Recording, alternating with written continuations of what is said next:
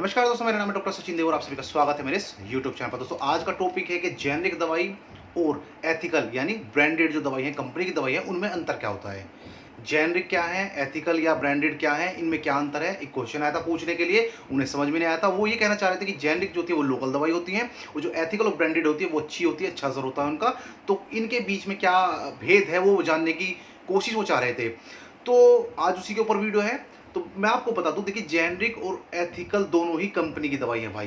पहला तो मन से निकाल दीजिए कि आप जो सोच सके कि जेनरिक नकली है और एथिकल या ब्रांडेड आपकी अच्छी कंपनी की है, तो फिर भाई वो बड़े रिजल्ट देंगे। ऐसा कुछ नहीं है, दोनों ही अच्छी कंपनी की होती है, वो भी जेनरिक भी कंपनी की होती है और रिजल्ट भी उनका सेम ही होता है। अब कैसे होता है वो समझ लीजिएगा।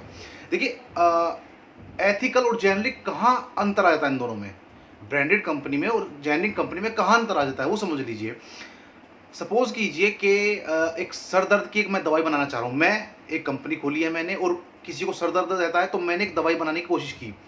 ऐसी दवाई बनाने की कोशिश की कि वो सर दर्द को ख़त्म कर दे जल्द ही, अच्छे से अच्छा रिजल्ट रहे, कोई उल्टी वगैरह दस्त वगैरह ना लगे उसे खा करके, साइड इफेक्ट ना हो, अच्छा रिजल्ट दे, दर्द वगैरह ठीक हो जाए जल्दी से।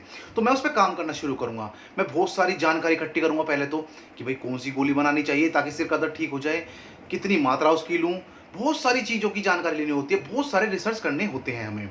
फिर क्या होता है, हमें करने होते हैं बहुत सारे टेस्ट। पहले एनिमल ट्रायल, खरगोश पे कर दिया, बंदर पे कर दिया, चूहों पे कर दिया, इसका असर क्या है, वहाँ पर परफेक्ट हो गया, ठीक हो गया रिजल्ट। काफ़ी टाइम लगता है इसमें, ये नहीं क्या चूहे को गोली दे दी, पहले आधी गोली दे के देखेंगे, फिर पूरी गोली दे के देखेंगे, अलग अलग मात्रा दे के देखेंगे भाई। ऐसा नहीं है कि बस एक गोली दी और ट्रायल हो गया, ऐसा नहीं, बहुत टाइम लगता है इन चीज़ों में। उससे हट करके फिर आते हैं ह्यूमन ट्रायल पर, यानी कि फिर इंसानों पर। महिला है, पुरुष है, बच्चा है, बूढ़ा है, जवान है, सभी को उसमें बांटा जाता है कैटेगरी में। वहाँ टेस्ट किए जाते हैं इस दवाई के ऊपर कि काम कैसा कर रहे, कितनी दवाई देनी पड़ेगी। बोलते हैं ना, कोई 2 mg की टैबलेट होती है, कोई 100 mg की टैबलेट होती है। किसी 2 mg की टैबलेट खाकर ही चक्कर आ जाते हैं, किसी की 100 200 डोलो 650 खाते हैं 650 mg में, उसमें कोई दिक्कत नहीं होती। तो मात्रा का भी प्रभाव पड़ता है, तो इसकी जांच की जाती है, पूरी क्लिनिकल ट्रायल किया जाता है। फिर इसके बाद क्या काम करना होता है, जिससे मैं सफल हो गया, मैंने वो दवाई बना ली, ह्यूमन ट्रायल कर लिया, एनिमल ट्रायल कर लिया।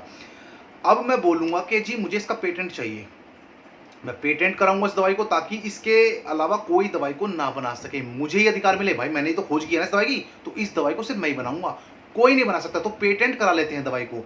इसका जो समय होता है पेटेंट का, वो होता है 20 साल का। जब कोई कंपनी पेटेंट कराती है किसी दवाई को, तो 20 साल तक उसे अनुमति होती है कि आप ही इस दवाई को बनाओगे और कोई कंपनी नहीं बनाएगी। 20 साल तक नहीं बना पाएगी कोई कंपनी, दूसरी नकल नहीं कर पाएगी। 20 साल तक मैंने वो दवाई बनाई, अब मेरा जो पेटेंट का मुझे एक लाइसेंस मिला था वो कैंसिल हो जाता है, अब वो रिन्यू नहीं होता है। मैं जानकारी के लिए बता दूं, जो पेटेंट हम कराते हैं वो रिन्यू नहीं होता है, 20 साल के बाद वो खत्म हो जाता है। अब कोई भी कंपनी चाहे तो उस दवाई को, जो मैंने गोली बनाई थी, उस दवाई को बना सकती है।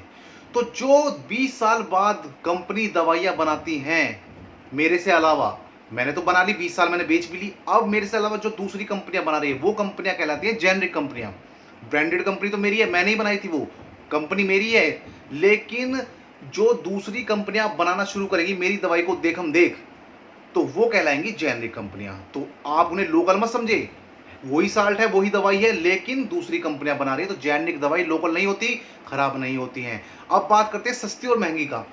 देखिए जब ब्रांडेड कंपनी, मेरी कंपनी, मैंने कितना खर्चा किया, पहले मैंने टेस्ट किए, मैंने ह्यूमन ट्रायल किए, मैंने एनिमल ट्रायल किए, मैंने बहुत सारी चीज़ों को रिसर्च किया, तब जाकर दवाई बनाई। फिर क्या है, मैंने पेटेंट कराने के लिए पैसे दिए, खर्चा बढ़ गया ना।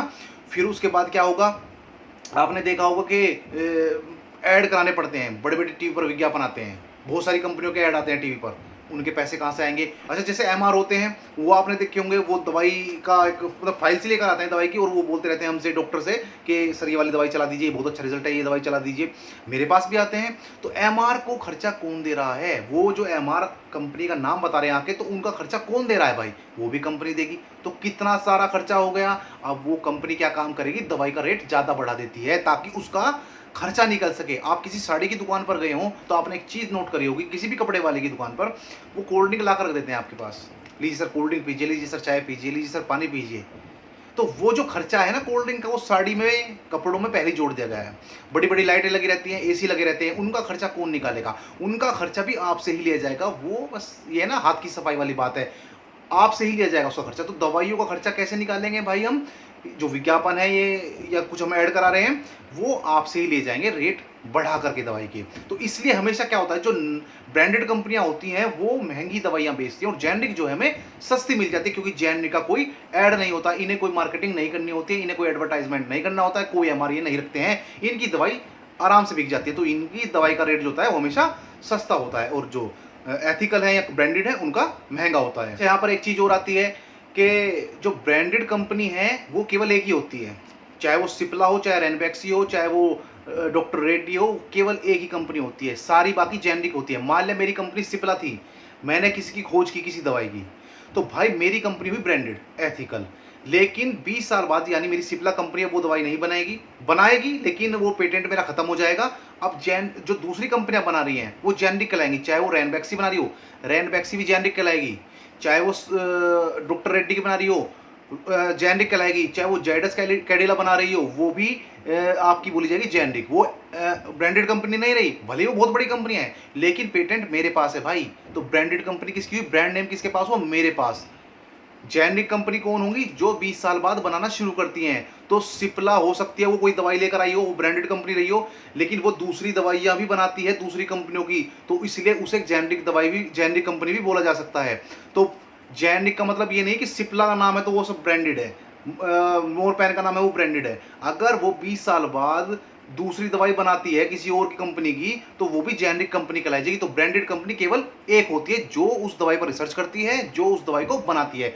बाकी सारी जो कंपनियां होती है फिर उसके बाद जेनरिक कंपनियां कहलाती हैं। अब एक चीज और आती है यहाँ पर, दो कैटेगरी में हमने बांट दिया, जेनरिक और एथिकल, यानी जेनरिक और ब्रांडेड कंपनी। लेकिन एक और होता है प्योर जेनरिक, तीसरे नंबर पर आता है। प्योर जेनरिक क्या है भाई, प्योर जेनरिक वो होता है जिसमें कंपनी का नाम भी नहीं होता। देखिए मैंने क्या कहा, ब्रांडेड कंपनी वो हुई जिसने बनाया, मान लिया सिप्ला ने कोई चीज बनाई, ब्रांडेड कंपनी हो गई।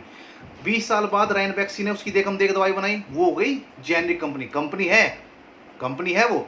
अब प्योर जेनरिक क्या होती है, जैसे आपने देखा होगा अस्पतालों में गए होंगे सरकारी में, वहां पर बस सरकार का नाम लिखा रहता है, उत्तर प्रदेश सरकार, मध्य प्रदेश सरकार, लेकिन दवाई का नाम नहीं होता है, सिर्फ लिखा रहता है paracetamol 325 mg, paracetamol 500 mg, paracetamol 650 mg, लेकिन कंपनी का नाम नहीं होता। अस्पताल की सरकारी जो दवाइयां होती हैं उन्हें चेक कीजिएगा, कैल्शियम की मिलती है, आयरन की मिलती है, डॉक्सीसाइक्लिन है या फिर मिथाइल प्रेडनिसोलोन है, इनमें क्या होता है वो नाम नहीं रखते हैं, वो डायरेक्ट साल्ट के नाम पर बेचती हैं।